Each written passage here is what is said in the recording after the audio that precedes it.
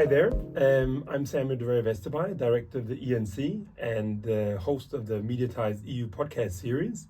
Today's discussion is part of a series of podcasts dedicated to the EU-funded MEDIATIZED EU project, which studies how the media discourses are constructed to foster or hamper the European project and how they resonate among the public by focusing on the so-called elite media public triangle, which is something which is quite specific to our methodology of this project.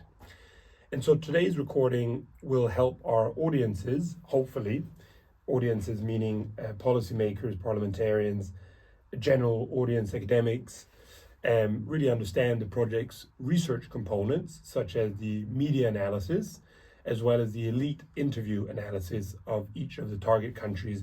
And one of the target countries that we're focusing on in our project is, of course, Hungary, a very important country in the European Union. And before I get into the discussion with our esteemed guest here, I would just like to maybe plug our project, because if you're interested in any of these discussions surrounding media that we're having, it might be a good idea to visit our website at www.mediatized.eu or subscribe to our newsletter, where we provide a lot of information about this rather relevant topic. And also, you can, of course, follow us on Twitter at mediatized_EU. But let me first present and introduce our research colleague in today's interviews. It's my great pleasure to introduce Professor Emeritus from Corvinus University, György Lengyel, who is here with me today and who will discuss a little bit the findings of the project that we're engaged with from the Hungarian perspective specifically. So we are in the 28th month right now of the project, and we've already completed the media analysis, which came after an extensive desk research and which has now been followed by elite interviews of journalists as well as politicians. So I'd like to ask you, what are your findings looking like, and tell us what are the most interesting components of them, as well as challenges you've met along the way. Okay, just starting the introduction of our workshop. It is a research center at the Corvinus University called Center for Empirical Social Research. Plenty of colleagues contribute, very good ones, and some of them will talk about their special research approach in the report we put together concerning the media analysis. First, a few words about the media analysis. That was one major task, and we collected more than 14,000 items from journals and TV programs and other sources, and analyzed that according to macro topics, EU-related macro topics. One of them had to do with polarization, and Gabriella Ilonszki will mention a few things about that, other about identity formation, supranational identity formation. Barbara will talk about that. Migration and the EU perception. Attila Meleg will talk about that, and the fake news perception aspects will be a bit touched upon by Lilla, Tóth, hopefully. And other colleagues could contribute also very important aspects. One is the actual situation of the media, which could be characterized, and it was characterized by Ágnes Urban, one of the best Hungarian media analysts and our close colleague, that there is a media politics parallelism in Hungary. That's not a unique thing. There are plenty of examples for that in Europe, but this parallelism coincides with a sort of polarization in politics and polarization in the media. And what perhaps can add to the picture and the qualification of the Hungarian case is that this is an asymmetric polarization. Forces are very much concentrated on the pro-government side, on the incumbent political elites side. The government has two-thirds majority in the parliament, and it is reflected in the media as well. What we found that EU-related, roughly two-thirds of the EU-related media was produced in the pro-government media. From the content analysis, it turned out. The other interesting thing was that most of these articles were in character neutral or balanced, but these were just minor news about EU developments when the EU was an important topic, not just a byproduct of the discussion, of media discussion. In that case, in the pro-government media, the EU got a negative characterization, while in the government-critical media, it was mixed. It was partly critical, partly very much for further integration and for the further unification. And when we then move on to the elite interviews, how were the findings when you approach that? Mm-hmm. It is a process which still is under development with the analysis. Two major discourses emerged from the media analysis. One was, we call it integrationist. It's not only federalist, but Europhile and pragmatic Euro supporters included there also, and the other one is a sovereignist approach.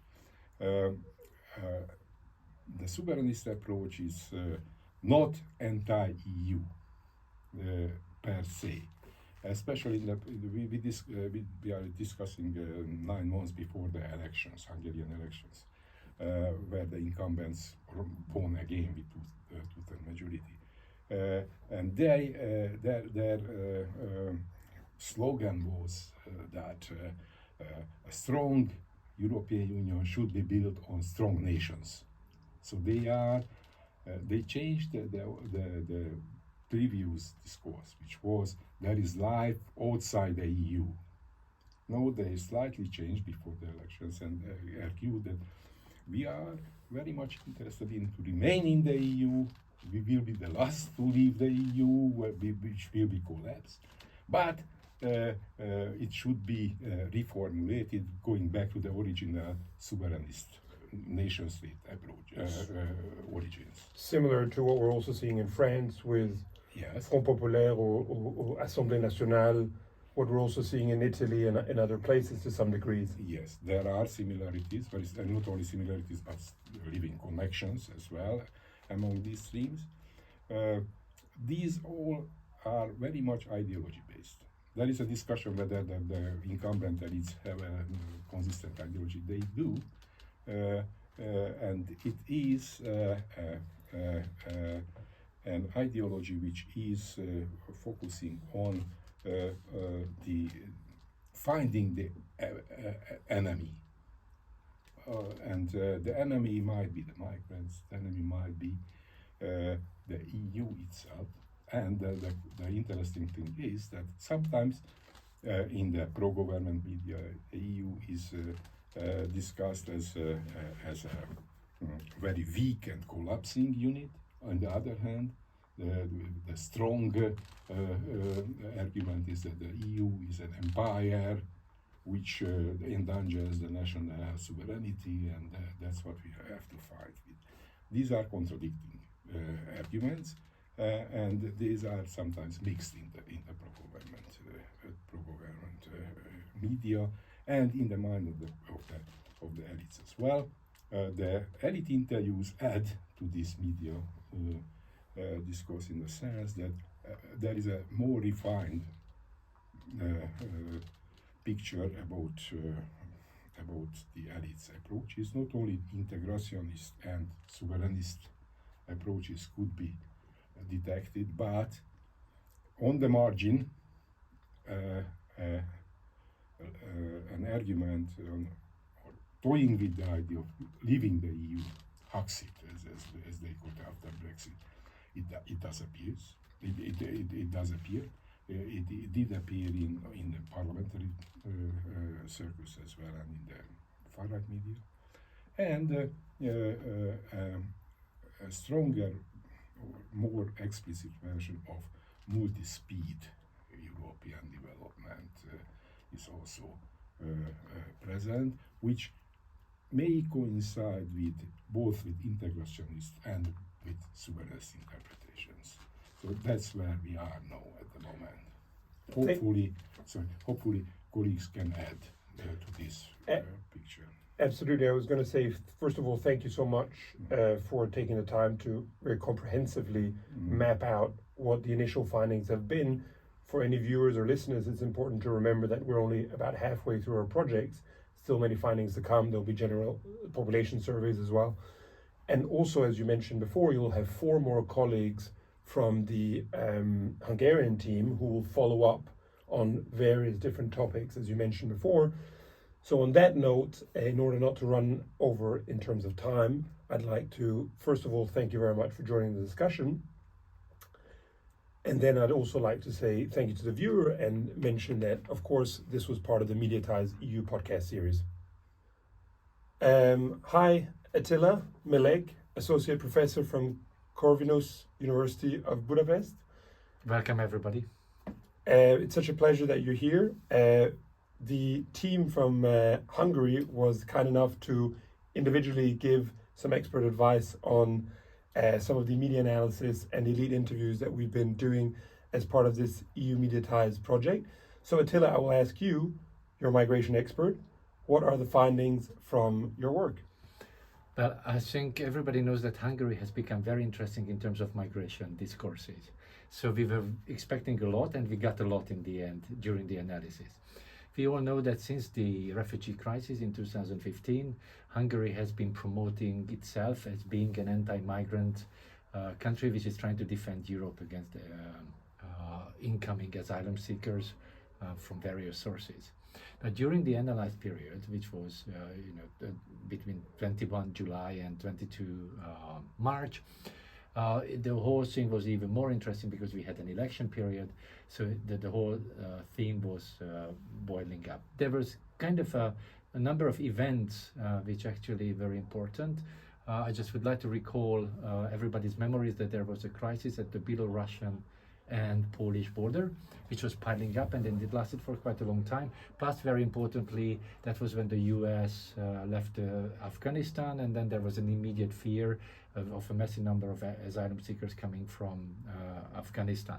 So these were the key events which we had to look at. Now, in terms of discursive development, we found a very interesting process which has been going on, namely that migration is able to create rather antagonistic discursive blocks in Hungary. One is which is closer to the government, and the other one which is closer to the opposition. To the government, the migration discourse has been very important in creating some kind of an identity structure in which, as I mentioned, they are defending Europe against everybody else, but it is also related to some kind of, let me put it this way, Central European fundamentalism, saying that we Central Europeans, we would not allow too much mixing, we would like to defend ourselves, which is very much related to a demographic discourse, which is about that we need to replace our population only by locals, and we should not have that. Now, this is a region which we have to know, which is sending out an enormous number of people as migrants. Nonetheless, that was the attitude toward immigration. Very interestingly, at the end of the period, what we analyzed, something happened in this hierarchy, and then this anti-migrant or anti-asylum seeker discourse could not operate, because that was when the war broke out and Russia invaded Ukraine. And then immediately there was some kind of change in this. And then these hierarchies concerning European and non-European, one understanding is that this is the migrant and then this is the local. This had to be this changed, and then they started approaching a different discourse toward the asylum seekers coming from Ukraine in their own hierarchical, often racist languages, that they were, white and Christian and European, so there it should be treated like this. Plus, very importantly, they were also utilizing a discourse on Christian humanism as a way toward. Now, the opposition, or what about the other discursive bloc? The other discursive bloc is also very interesting. It combines various discursive formations. One is, which is the most important, is that the adequate answer to any kind of a migration issue is a liberal and well-managed Europe. So they are actually not saying, like the other discourse, that the European Union is actually making more problems than what they are solving. But in this case, they are talking about that Europe and the management and the cooperation between the member states could be an adequate answer to this. Here in this, there are other very important discursive formations, like the market needs migrants, so we need to have that. Now, that's actually something very important to dwell on, because that kind of a thing that both discursive blocks are using negative and positive frames with a very abstract category of migrant, which is of course covering an enormous number of groups, which are very different in a lot of ways. So this abstract categorization is one of the reasons for the polarization, because in this case there is no tertium datur, there's no third way, because either you are positive on that or you are negative. There's no consensus on that definition of, exactly. And who are these migrants? And no consensus, and everybody is, playing this very illogical game, is that it's trying to say certain characteristics based on one subgroup of this huge group. And then, of course, when discussing partners or discourses do not agree what they are really talking about, they can always, manipulate this very clearly. Attila, thank you so much for extremely comprehensively basically giving us an insight into this very complex research, which also entails migration in the Hungarian case, but making it very digestible for viewers and very interesting to listen to. Thank you so much. The pleasure was mine, and let's continue. Thank you very much. Hello, I'm joined by Dr. Gabriella Ilonszki, who is Professor of Political Science at Corvinus University of Budapest. And I believe you'll share with us some of the findings from Hungary with regards to political polarization. Yes, thank you for this introduction. Yes, my topic briefly is political polarization, but first I would like to share my thoughts on why I chose this topic and how it is related to our project. So political polarization is a major topic these days, and the assumption is that it has substantive consequences on what happens in the media and what happens in the elite framework and what happens in society. So this is the frame of our project. Now, the Hungarian case is particularly interesting because, unfortunately to say so, Hungary is among those countries that shows the highest or among the highest level of polarized countries in political, in social terms. So that's why the Hungarian case probably can bring in interesting new findings in our project. Now, this polarization theme is a little bit different from the regular, normal, traditional divides that exist in societies, because we face in the past decade, in the past 2 decades probably, a new phenomenon which is called affective polarization, which is not built, so to say, old traditional divides, but it is often created. Created in the sense, very often in the sense and on the side of the political elite. and it has substantive consequences in political, in social, and even in policy terms. Now, just briefly, in political terms, it means that it is often connected to sometimes unexplainable or even irrational, we could say that, irrational sympathies or affection towards political leaders. So politically speaking, the consequence is, or could be, a populist turn in the polity. Populism appears. So this is the political side of it. In social terms, a consequence is that a social disintegration might begin, because if there is a very substantial and politically initiated polarization on the side of the populist leadership, so to say, then besides this divide, the we and us and the others feelings, after all, a social disintegration is taking place. In harmony with this, if you have to, or the leadership wants to mobilize against the others, fear mongering, for example, or talking about the others as a threat becomes a substantial part of the talk, of the discourse. And the third aspect is the policy aspect. Policies seem to disappear in a populist framework because the politicians do not talk about policy options, policy solutions, but they talk about other things. They talk about the mischiefs of the others, the problems, invented problems most of the time. Now, this is one side of the story, and it's quite general, but it has substantial consequences and substantial findings on our research.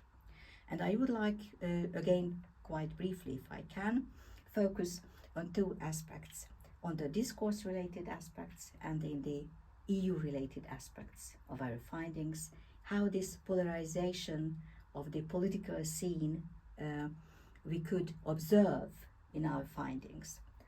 Now, in terms of discourse, the question is, or question for us was, who talks in this framework, what he or she or they say in this framework, and how they talk. So these are the three pillars, so to say, of this kind of discourse analysis. In fact, we could find that on the who talks side, we found that most often only politicians talk. So the experts disappear. So those people who in older times or in non-polarized framework are the journalists, for example, who are the main source of and often the main machinators of the discourse. In the populist framework and the polarized framework are replaced by politicians. So we can only hear politicians talking. Now what they are talking? They talk about just only selected themes. So they talk what they want to talk about and how they talk. A changed vocabulary, often militarized speech. Of course, if there is fear mongering going on, you have to use a different language. So the discourse changes or has changed in this polarized framework. In the EU framework, the findings are also substantial. Maybe one thing to mention only, that there is a double talk going on.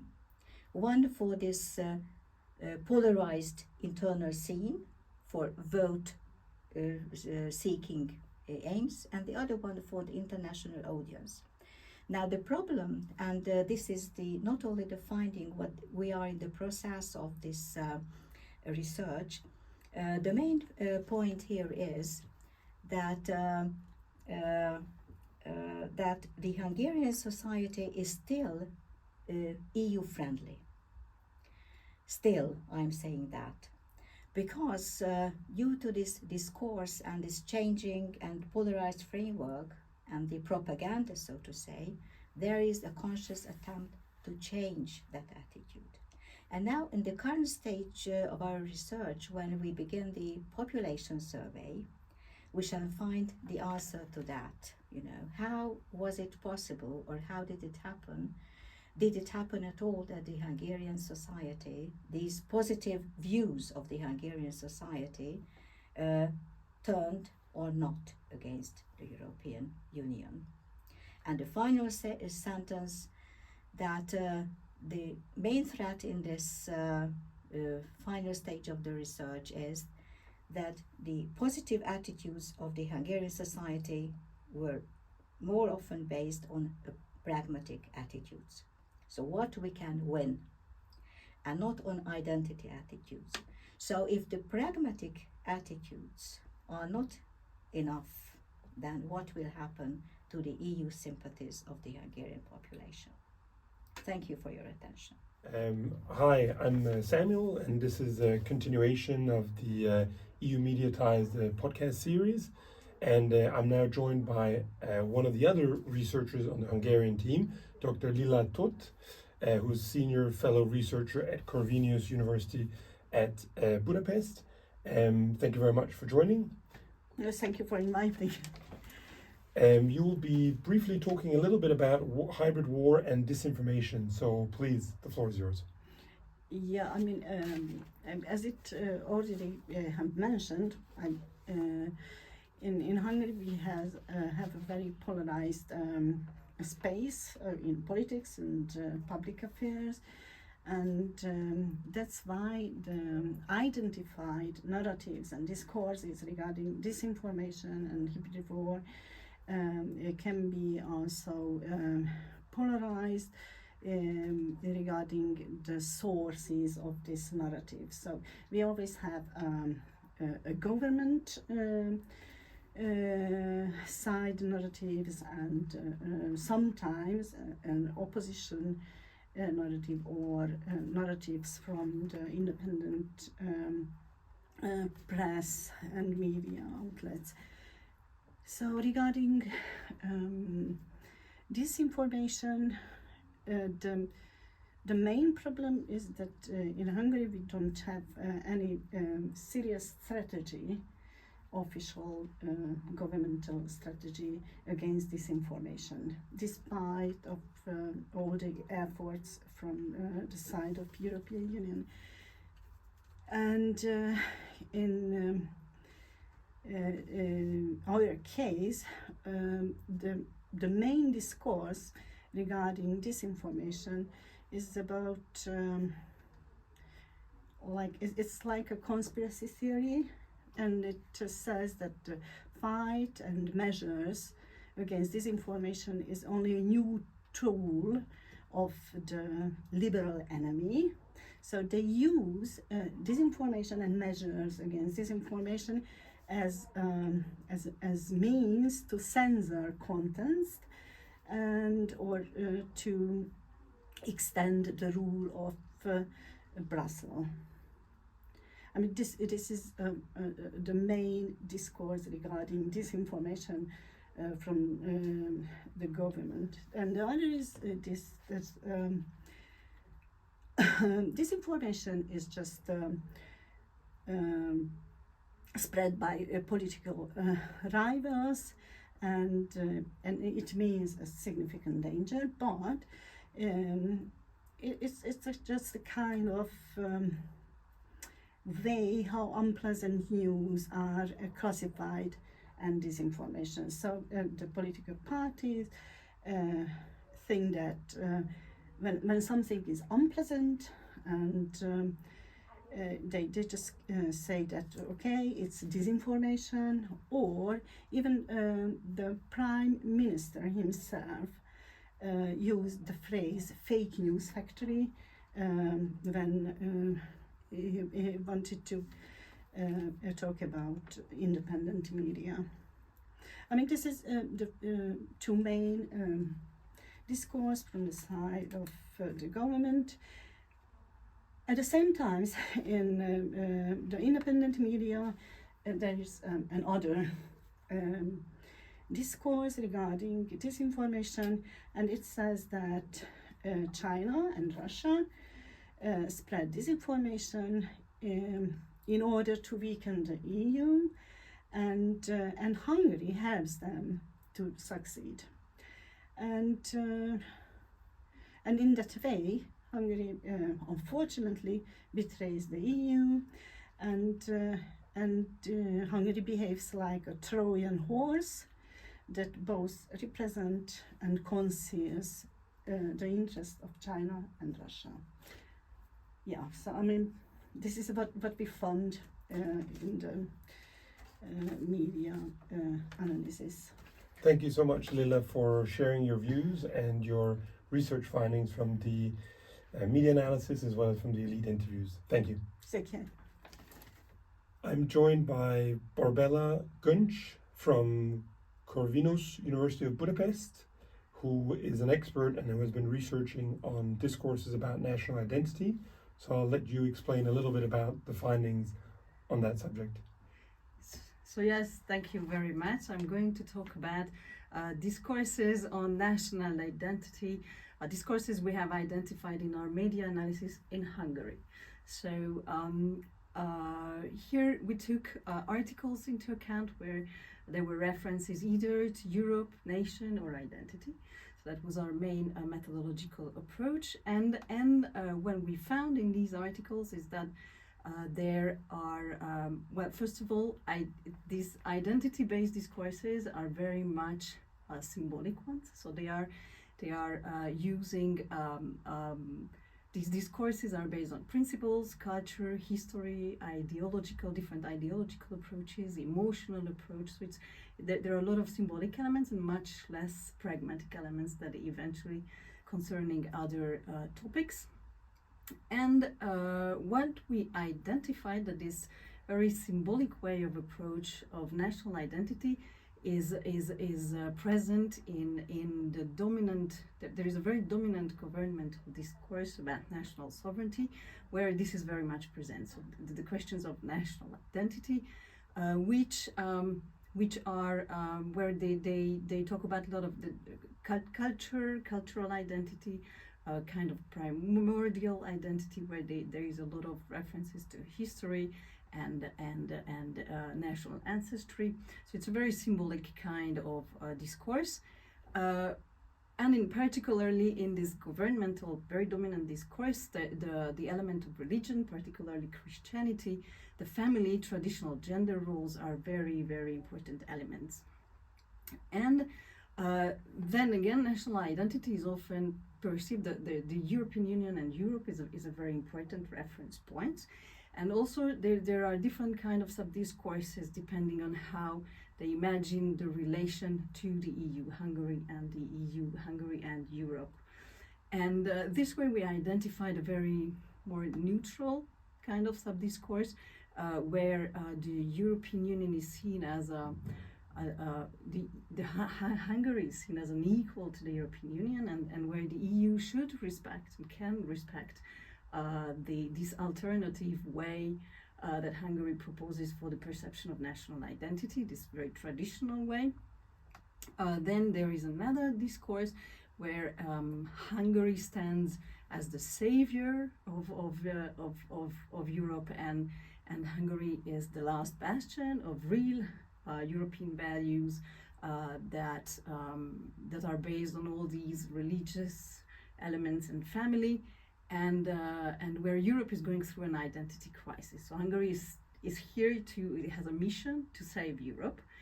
And there is a third very extreme kind of discourse where the EU is more seen as an enemy, or Hungary, the national identity is under attack. And here the attack can come from different directions, the EU or Brussels, but also there are like ideologies as well can very much threatening this Hungarian cultural identity. There are different international and national NGOs that might be also threatening this cultural sovereignty, cultural identity of the Hungarians. If we talk about social groups like migrants or references to Muslims are also present. So this is the very extreme kind of sub-discourse. And when in these discourses, we talked about the who are the others, who are the enemies, who are the we, but we stands for we the Hungarians. We can stand for also the Central Europe, and into this we Hungarian minorities are also very much important and are taken into account. As far as it's very symbolic discourse, but there are also pragmatic elements that are sometimes present. And for example, it's very interesting the concept of constitutional identity, which is when all this national sovereignty and national identity appears in the context, in its legal context, and it stands for the right of Hungarians to preserve traditional elements and references to Christianity in their constitution, despite what the EU might think about that. So that is a more pragmatic element in this very symbolic discourse. And also there is, when they approach national identity or these different elements of national identity through a demographic sub-discourse. For example, when they talk about population dynamics, migration, birth rates, that is also a very pragmatic way to approach these questions of national identity. And then this is the discourse, the dominant governmental discourse present in the pro-government media, a very symbolic, very dominant one. And on the other hand, in the more independent media, there is no real talking or discourses about this question, or eventually that might appear as a reaction to these discourses, discrediting or trying to discredit several elements of it, or in a subtle way, or related to more pragmatic arguments, or just simply, for example, talking about the results of a public opinion survey and stressing how important it might be for Europe and for the Hungarian, the preservation of democracy, the protection of human rights, or gender equality, for example. So this duality is present, and the discourses about national identity are very much shaped by this governmental, very symbolic discourse. Thank you so much for illuminating us with the Hungarian case. Thank you.